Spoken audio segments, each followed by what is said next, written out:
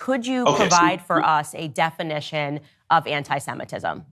Absolutely. I really appreciate that, because I think that is the break. If we're not speaking the same language, where can we go, right? So there's a man, a blessed memory man named Lord Jonathan Sachs, who was the chief rabbi of England. He had a great line. He really defined anti-Semitism, that anti-Semitism is Jews have no right to exist collectively as Jews with the same rights as other human beings. It's kind of a weird statement. So let's just track back a bit to understand the history of anti-Semitism. 2,000 years ago, Jews don't accept Jesus as Messiah.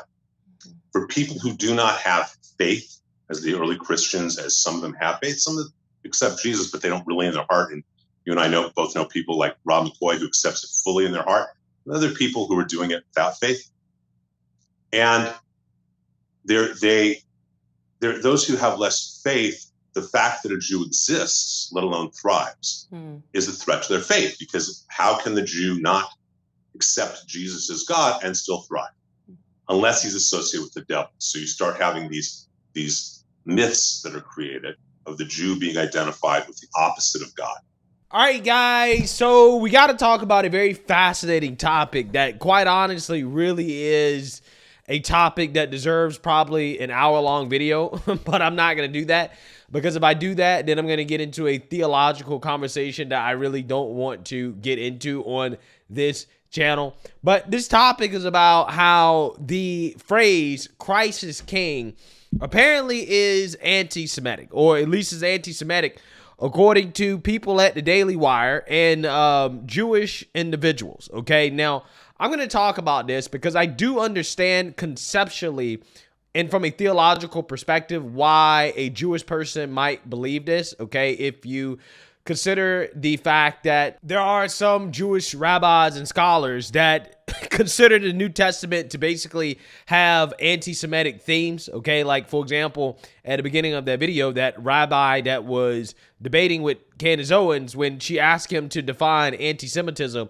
for whatever reason, he went all the way back to the birth of Christ, okay, to talk about, I guess the start of anti-Semitism.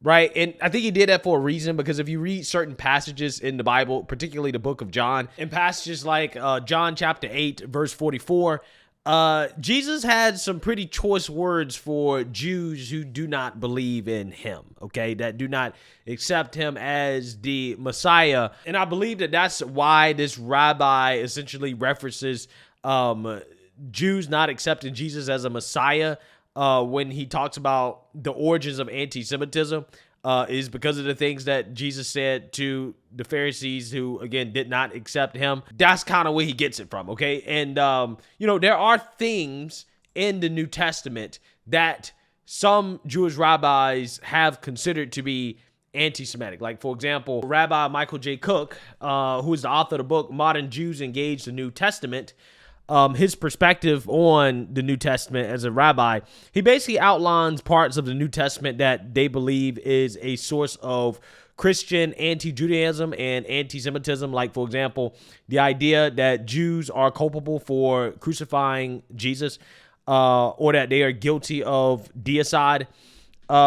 He also just kind of outlines other things as well, too. Like, for example, the replacement doctrine that essentially says that Christians have replaced Jews as God's chosen people, the church having become the people of God. That idea is also something that can be a source of anti-Semitism, right? So the whole point of me bringing this up, right, is just to show you guys that some of the theological incompatibilities of Judaism and Christianity, I think, kind of provide a backdrop into the accusations of anti-Semitism from the phrase that Christ is King, okay, which apparently has become an anti-Semitic phrase because Candace Owens said this phrase, and people at the Daily Wire have taken issue with this phrase of Christ is King because, again, they believe that it has become anti-Semitic.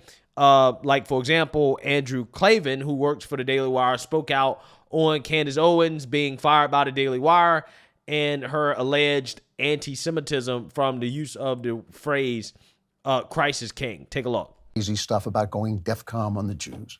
Fine. She has a mentally ill friend. She stood by him, fine. It was a little uncomfortable, but still, so what?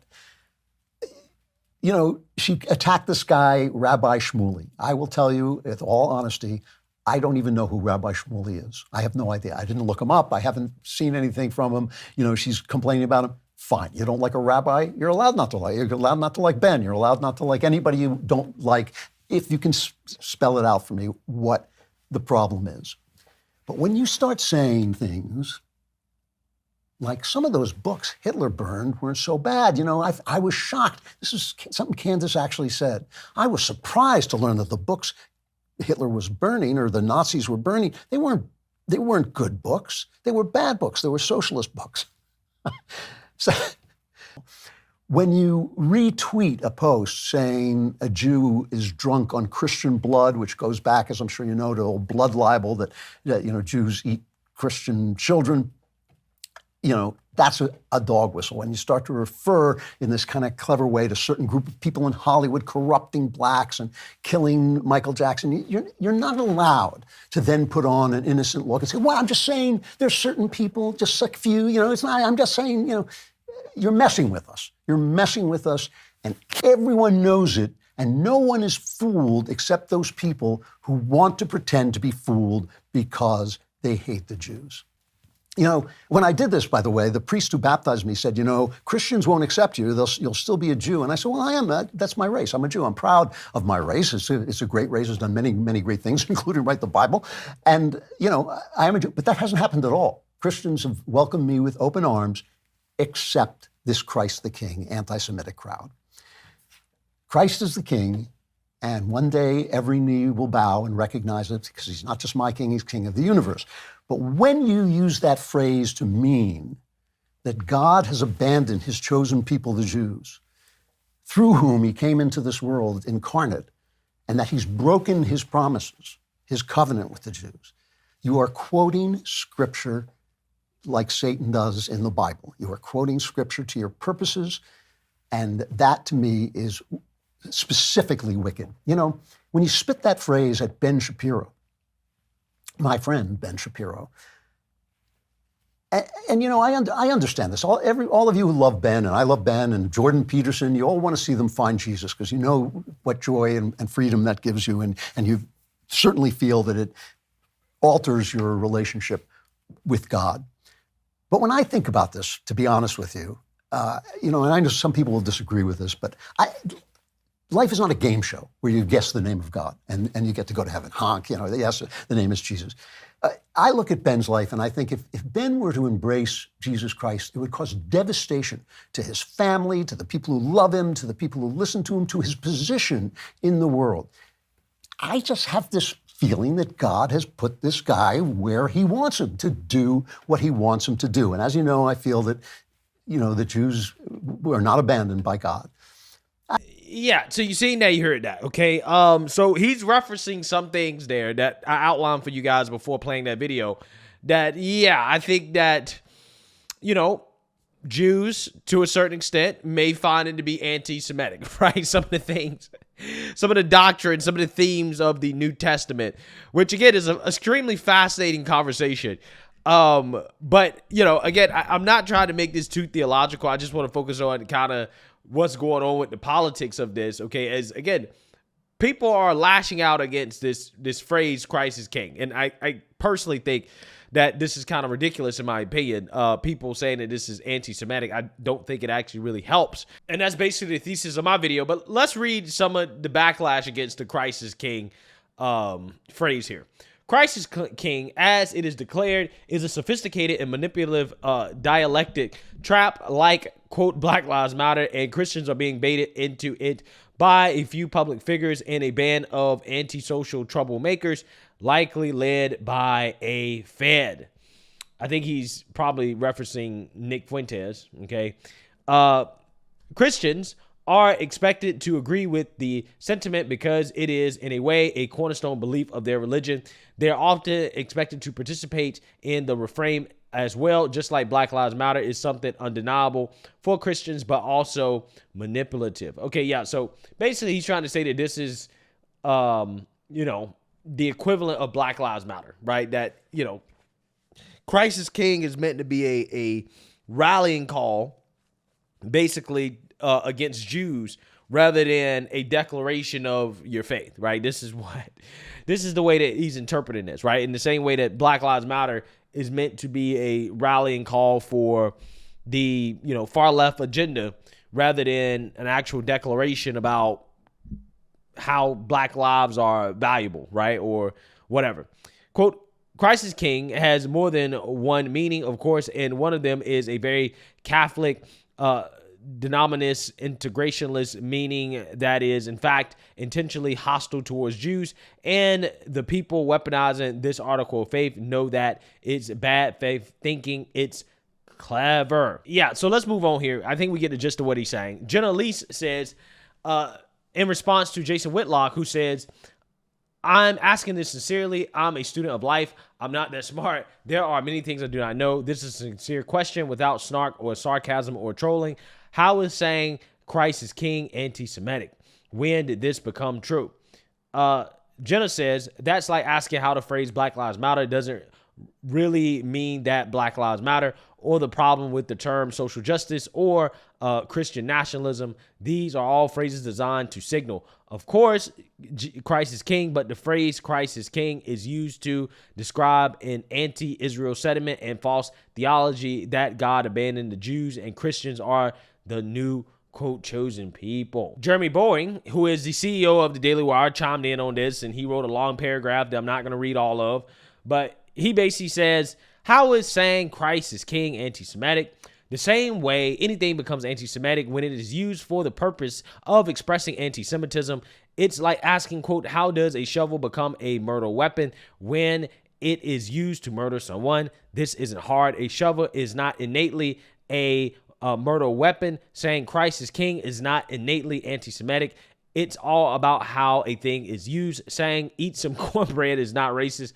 If I say it to my 3-year-old when she is refusing her dinner, if I start saying it as a response to X posts by black commentators I don't like, it has taken on a meaning beyond what is innate. He sounds like one of these people that says, well is racist, right? I mean, that's essentially the same argument, that well is racist. In other words, it is connotatively racist, not denotatively racist. So too, Christ is King may be anti-Semitic in connotation while not in denotation when it is used to express anti-Semitism. When this becomes so, it has always been so. It is so, yes, innately. Additionally, saying Christ is King for an evil purpose, like using it as a weapon to express your hatred or disdain for the Jews, is a grave sin. It plainly violates the third commandment, thou shalt not carry forth the name of the Lord thy God in vain. So he goes on to talk about Hamas, because we know that the people at the Daily Wire love talking about Hamas. Okay, they can't talk about anti-Semitism without talking about Hamas. But he goes on to basically say that Jesus Christ is King, sure enough, King of heaven and earth, King of Jew and Gentile alike, yet a bruised heed he will not break, and a faintly burning wick he will not smother. So don't use his name as a cudgel to bash those in whom the light of God yet flickers. If you do, you are a blasphemer and an anti-Semite and a piece of crap generally, and the fear of the Lord is clearly not in you. It will be though. Okay, so here's what I think about this. I think that the phrase Christ is King is just a basic, I guess, statement of faith, right? It is a basic affirmation that, hey, I am a Christian. I believe that Jesus Christ is the Messiah, okay? He is King. I don't believe that that is anti-Semitic, right? I don't believe that that is inherently anti-Semitic, but I definitely understand from a theological perspective why a Jewish person may have some reservations about Jesus, okay, or Christian doctrine, particularly, again, the New Testament, some of the themes of the New Testament. I totally get it from a theological perspective. However, practically speaking, right, when we talk about, what's going on today in politics, I think that this is just one of those examples of, Jews or people who sympathize with, anti-Semitism being so prevalent in society. I think that this is a good example of how, you're weaponizing the word too much, right? It has become like the word racism. Okay, when you start saying that everything is anti-Semitic, even things that really are not anti-Semitic, then people are going to develop more hostility, especially, again, considering how it seems that any type of criticism is seen as a form of anti-Semitism, okay? And I think that, people should be careful, because I think what creates more racism are the race hustlers, right? And I think what creates more anti-Semitism is the anti-Semitism hustlers, right? I'm not sure if that's the right terminology, right? But I'm just saying, regardless, when you are always accusing everything of being anti-Semitic, I think you create more anti-Semitism. I think at that point, you do incentivize people to start using that phrase in a way that is meant to take a shot at Jews, even though I don't think that that phrase is meant to take a shot at Jews inherently, right? I don't think that it innately is a shot at Jews. I think that it is a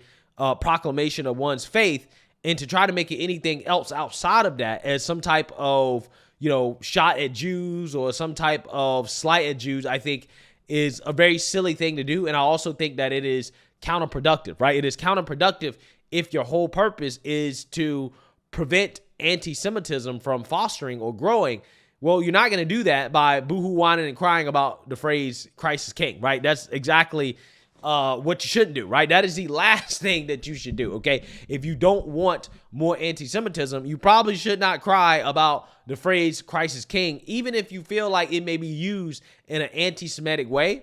It's probably best if you just ignore it, right? Because if you ignore it, then people aren't going to use it as a troll. If the idea is that people are only using it as a troll towards Jews, then it's probably best not to respond, because if you respond, if you show that, hey, I'm triggered by this statement, then people are just going to use it more as a troll, right? But if it is a declaration of faith, which I believe that's what it is, I do not think that it is anti-Semitic, then we don't want to get to the point where we are saying that a declaration of somebody's faith is anti-Semitic, right? I don't think that's the world that we want to live in, and I would prefer not to live in that world. Therefore, I think that the best thing to do is really to move on past this, right? Let's not play this game. Like, let's not make Christ is king anti-Semitic. This is not a conversation that I think is productive for Jews who want to prevent or stop anti-Semitism at all, right? I think it's actually the wrong direction to go. I think that